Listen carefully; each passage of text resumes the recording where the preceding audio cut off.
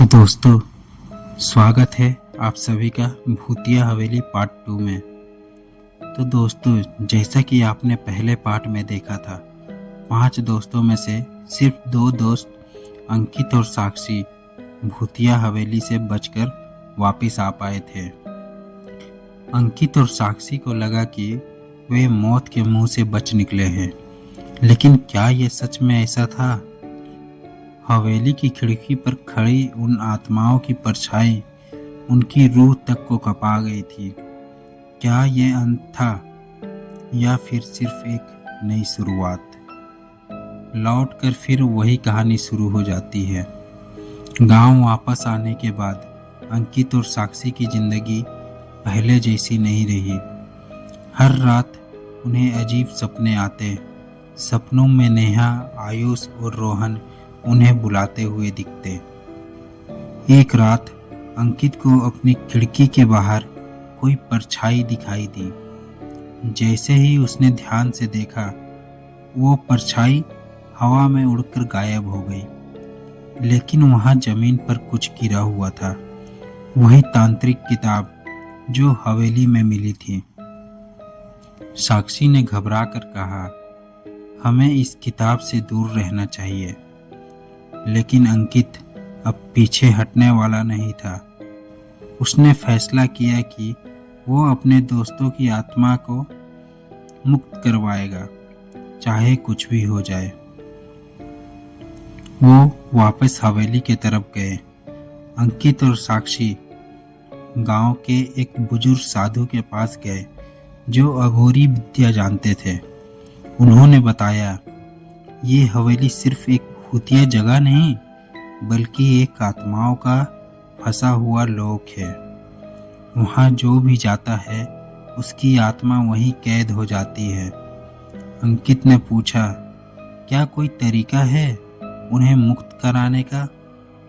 साधु ने गहरी सांस ली और कहा, हाँ, लेकिन यह आसान नहीं होगा। तुम्हें फिर से वहां जाना होगा और अधूरे रह गए मंत्र को पूरा करना होगा। लेकिन याद रखना, अगर एक बार फिर हवेली में कदम रखा तो वापस आने की गारंटी नहीं होगी। अंकित और साक्षी ने एक दूसरे की ओर देखा। फिर अंकित बोला, हम तैयार हैं। रात का समय, वही टूटी फूटी हवेली, वही डरावनी ठंड हवा। अंकित और साक्षी ने अपने टॉर्च चलाई और दरवाजा खोला। अंदर घुसते ही फिर वही अजीब बदबू आई। हवेली में घुसते ही एक बार फिर घड़ी अपने आप टन टन बजने लगी। तभी एक झटके से हवेली का दरवाजा बंद हो गया।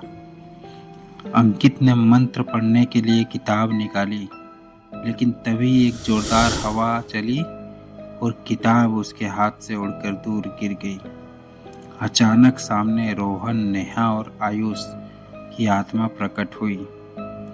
उनके चेहरे डरावने हो चुके थे, आंखें सफेद हो चुकी थी और वे चीखते हुए बोले, तुमने हमें यहाँ छोड़ दिया, अब तुम भी हमारे साथ रहोगे। साक्षी चीख पड़ी, नहीं।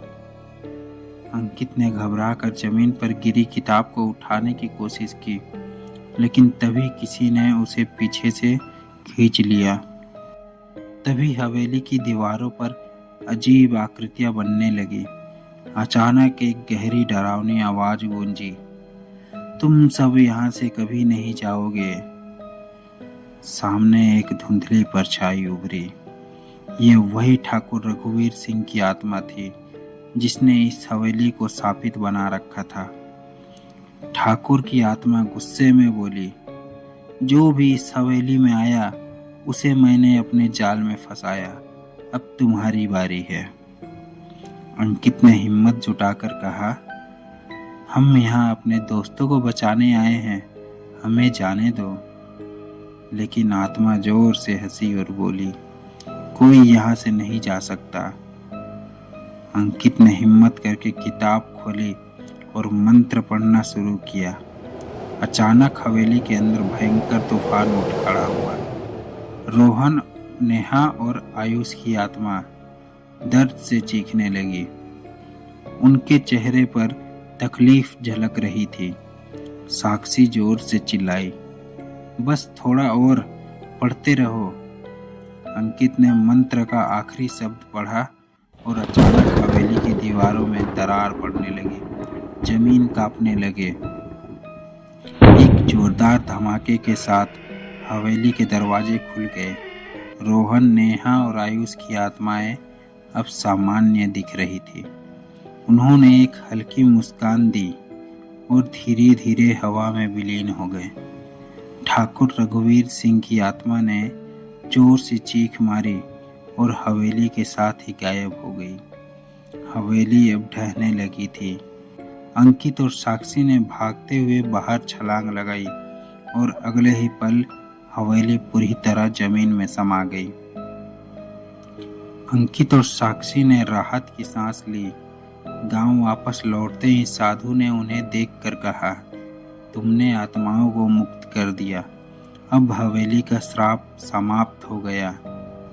लेकिन रात को जब अंकित अपने कमरे में था तो उसकी टेबल पर वहां तांत्रिक किताब रखी थी। जैसे ही उसने उसे छूने की कोशिश की, किताब के पन्ने अपने आप पलटने लगे और एक नया संदेश उभरा।